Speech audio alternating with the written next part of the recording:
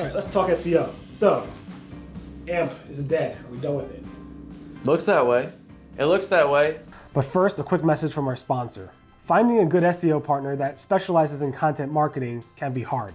Since 1999, Internet Marketing Ninjas has built its reputation on SEO and content marketing strategies.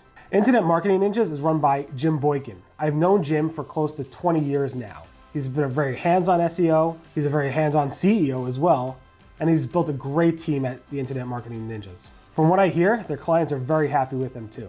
The Internet Marketing Ninjas could also help you with your Core Web Vitals and page experience update. They're very hands-on with that. They'll make the changes for you, not just provide the audit. So check them out at internetmarketingninjas.com. Obviously everything is kind of shifted towards mobile with so many users being on mobile, things of that nature. But it seems as though with 5G being introduced and just the rapid pace at which all technologies are advancing, basically AMP was created as a way to, as it says, accelerate your mobile pages. But nowadays, the standards for load times are only getting quicker, so you almost have to meet those same standards with your regular pages. So yeah, I think AMP's about out of there, which is crazy because when I was first getting into search or shortly thereafter, it was all the craze and all the buzz. And now Google themselves, it seems like are kind of phasing them out. So it's just so you know, it's not unusual for Google to be like that. Google often will release stuff and then kill it off. It hasn't officially killed this off yet. Google said you no longer need it for top stories carousel and for a bunch of other factors. And I think we're slowly seeing a bunch of massive publishers removing it. It's taking them time. It's not something they've done overnight. All right. But it is happening, and I think AMP could still be popular, I guess, if Google requires it other places. And it is a very, very simple way to make pages really fast. Although, like you said, most of these CMS platforms and most of these tools out there really make your websites really fast, and I think SEOs are really good at focusing on that. Yeah, I think at the end of the day, if people can achieve the same load time and performance without AMP as they can with AMP, then AMP's going to kind of be out of there. But it is like you said. I mean, Google's nothing is overnight with Google. It seems. I mean, we're still waiting on the mobile indexing deadline, which is supposed to be in March this past year. Right. Google has not officially said that's done. We should probably. And we've been throwing the term Mobilegeddon around for half a decade plus now. So I was never a fan of the name Mobilegeddon because it really wasn't that big of a deal. Yeah, they make it sound like Y2K or something. Yeah.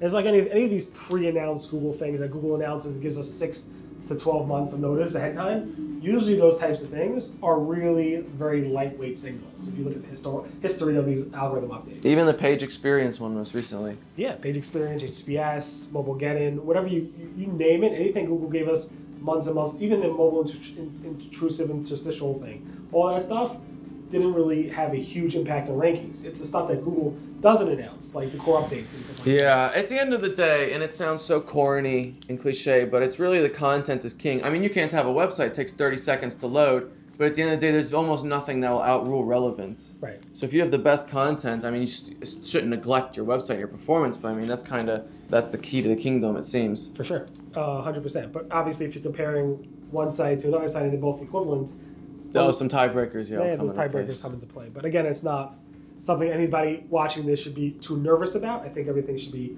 fine if your site performs pretty well. Right. Talking about search, I know you wanted to talk about Apple search. Yeah, so I actually, on the way over here, looked up, so I wanted to be familiar with the most accurate numbers, so I figured I'd look. But we all know that Google is super dominant. As of June of this year, 92.5% of the search market in the United States. Okay. Incredibly dominant. 65% of those searches were mobile. So 30, and then Apple has 52% of the iPhone share. So when you do all this math together, what you find out is 31% of all searches in the United States are done on an iPhone, roughly. If you find another number, but the point is, right, a huge portion of the pie chart of people that conduct searches are doing so on iPhones. And Google has that huge, almost 92.5 or so % market share, to the point where it would really have to take a concerted effort on the user to change their behavior to use a different search engine. Because if you open Safari or whatever comes preloaded on your phone and just type in the search bar, it defaults with Google.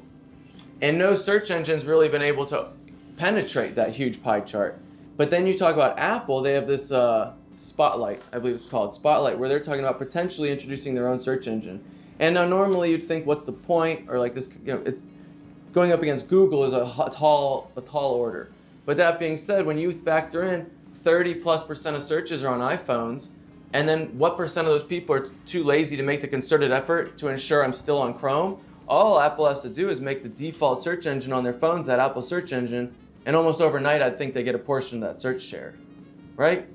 So I think that's kind of interesting that they have that advantage that no one's really ever had entering the search market before, from the standpoint of we're now going to have to kind of be aware of Spotlight and its role in the search community, and then also in job security, things are constantly changing. But I think that just to me, from a kind of, I guess, nerdy standpoint, but I haven't heard too many people talk about that built-in advantage Apple has, and I think that could be significant. That's for sure.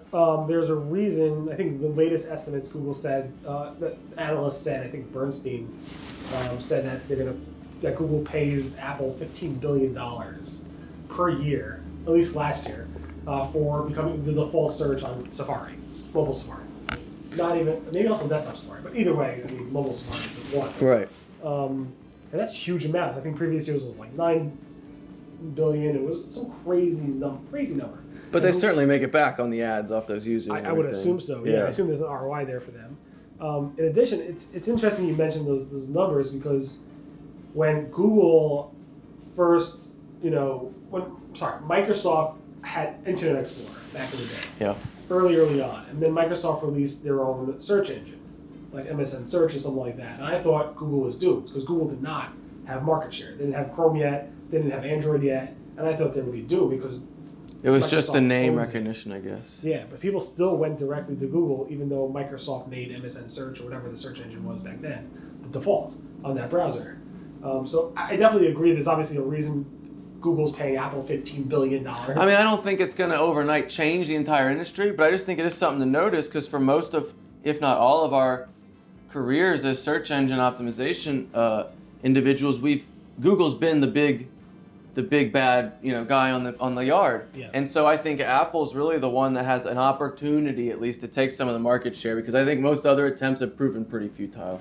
Yeah, for sure. And it will be interesting to see. I know Apple has hired a lot of search engineers and so forth, and we'll see how far along they come building up their own search engine. We've seen examples of Applebot crawling the web, so should be able to see, if Apple could compete in terms of relevance, because people aren't going to switch if it's not relevant. It'll just be interesting. Like, you're talking about that $15 billion number. So is Apple going to say, we believe our ad revenue from the search engine will exceed that? And then if it doesn't, are they going to go back to Google? Hey, we're sorry. Please use Safari again. Yeah, it will be interesting to see that. What Yahoo and Microsoft and other search and AOL and all these other partners have done in the past were test it first. They're always allowed to test like X%, usually 1, 2, 3, 4% of searchers on a different. It's like, even though Google has the default of, let's say, I don't know, to show 99% of searches on Google, they always leave this little thing where they can test other search engines. So we'll be interested. That's interesting. And if they can see that, they can make a nice return on investment. And even if it's like, I think beyond that, I think Google's like paying them the $15 billion, so maybe they wouldn't be interested in building their own search engine. Just take the money and hang out, I guess. Yeah, maybe. Very interesting. I don't know exactly, but it will be interesting to see if Apple could eventually compete. I think it would be great. It would make it really, really exciting. I'm a huge Apple fanboy, so that's good. We'll see. Cool. All right. Any other thoughts on that, or just? I just like a wait and see approach. We heard about it a while ago, so it's just been on my mind ever since. I'm just kind of curious to see what will happen, but that's about all I have to say on it. Yeah, cool. I think we've seen signs of Apple actually testing this since 2014. Really? So Apple's been on Apple's radar for a while. Obviously, they owned Safari, mobile Safari, since the iPhone came out, which was, I think, like many, many years ago. I don't know, the first iPhone came out back in 2007 or something like that? 7 or 8. Yeah, I think I was a senior in high school. I'll never forget. I was in high school. I saw the little keynote thing because they said you can't miss this. And I guess it would have been the guy, who was it? He passed. Steve Jobs. I guess it would have been Steve Jobs at that time. I remember he was showing the phone. It was the New York Times on there. Yeah. And he turned the phone and the article turned. Yeah. And my mind, it was like that simple. Because I didn't have a phone that had any internet capability prior to that. And then I remember my whole life thinking the future, I'll think we'll have achieved Jetson level future when we make phone calls where we see each other. Right. And when FaceTime came out, my mind did that same thing. I was just like, wow. For sure. It was it was super interesting. It was super exciting as well. Okay, so let's move on to the next topic on video and SEO. So Google's been pushing video SEO for a really, really long time, giving us tips and so forth. I'm curious what your thoughts about video SEO. So I've always been a huge proponent of including video on your website. I mean, it's just such a friendly user experience. It's so digestible. When the captions are done properly, you get quite a bit of SEO value. Plus, I mean, people can watch it with no sound. It's, like I said, a great user experience. I just find it so interesting because similarly, I believe you posted an article on it a week or two ago, kind of the back and forth battle that I guess we all experience of, we want to include this video, but this video is slowing the page down, things of that nature. You know, typically you'd embed the video, and we started drifting a lot more towards like the pop-up players. So it's only loads the video when prompted. But I just think it's very interesting now about the article you posted specifically about Google suggesting, you know, almost videos getting their own exclusive page. Yeah. And so I just think I'm just interested in the video search from a component of what have other people found success using, because there is that fine line of we want to include the video and get that search value and improve the user experience, but we don't want to harm the user experience at the same time by slowing the site down or messing with like the CLS specifically or the LCP. So that's kind of just been something of interest to me. Like there's been no definitive answer. This is the best method of including video. And so I think kind of the trial and error is very interesting. Like I said, we've basically recently deferred to the pop-up player over the last few years, just because otherwise it loads the video regardless of whether the person interacts with it, watches it, whatever. But that's just something I've been very interested in. So actually, even more recently, somebody just asked that question maybe a week ago. This is obviously being produced much later, but basically about should I include the video and only have that video load once the person clicks the play button so that it doesn't affect the speed and CLS scores and different core web vital scores and so forth around page experience. And John Mueller basically said, well, the person actually said, when we experimented by loading that after the play button was actually clicked, we noticed that Google wasn't indexing the videos at all. Really? Because Google's not seeing the videos until they click, and Google's not clicking that play button. Googlebot is not going to click the play button. Interesting. So they never really, so in that pop-up model, they don't even necessarily see the transcription file. Exactly, because it's not being loaded until later. So there are ways you can use sitemap files and different types of methods to actually push it to Google. And it's really just a trade-off to saying, is it worth doing that or not? Would add enough value, essentially, too. Right. What I think is the trick is maybe to have a video landing page like Google's suggesting, and then also embed those on other pages where they're useful, the video, where it actually is calling the video only when you hit play. And right. Maybe you could even have a link. But then it's already indexed because it has its own page with the embed. Right. And maybe that /video section could have a lower speed score or something like that. It's funny you mentioned that. That's like literally the exact strategy we took after I read that article last week. I said, okay, we're going to start, not necessarily like if you have a YouTube video with hundreds of channels, we're not going to make a page necessarily for each video, but if you have videos on topics that perform really well already, or your authority on or your best performing videos, give them the exclusive page, and like you said, have it embedded in that video exclusive page, but then on other areas of the website where it may be relevant to include, have that kind of pop-up experience as well. So yeah, that's very interesting. And Google's use of video in search has, for the past 10 plus years, been very, very significant. They've upped it, decreased it, upped it, decreased it.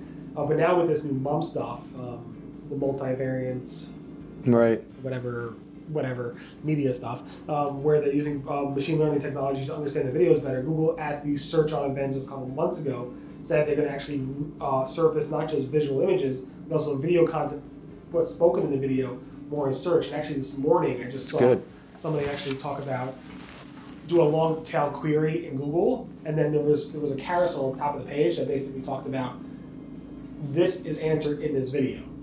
So it's kind of like Google's parsing out what the video is talking about and saying your query is answered by the content in this video. I had something, it's kind of similar. I've had, for instance, I ran over some rocks with my lawnmower. I'm kind of new to the homeowner thing. So I had to replace the mower blade. So of course I Googled video how to replace mower blade on this mower. Right. And it'll give you, there may be a 15-minute video, but it skips right to the 2-minute mark where that question is answered. So yeah. We definitely see Google understanding and processing videos a lot better. Right, especially with this new key moment stuff they've been talking about, where right. whatever. So it's pretty interesting to see how much Google's putting into video and how they're actually pushing SEOs and webmasters and site owners to actually think about how can I get those videos better indexed in Google search. So between the two of those things, I think video is something that SEOs should be putting a lot of focus towards. Absolutely. Absolutely. Cool. Anything else on your mind in terms of SEO that you want to bring up or talk about? No, I think that's about it. Okay, Exciting times, I suppose. So Yeah, for sure. always. Sure. Well, thank you so much for coming out to meet with me. How could people learn more about you, your company, and maybe follow you on social? Sure. Again, my name is Taylor Kurtz, Kurtz. You can find me on Twitter at RealTaylorKurtz. And crushtherankings.com is our website. Happy to even just talk SEO. So feel free to reach out anytime. And I can't thank you enough for having me, Barry. No, thanks for coming. I Very much appreciate it. Thank you.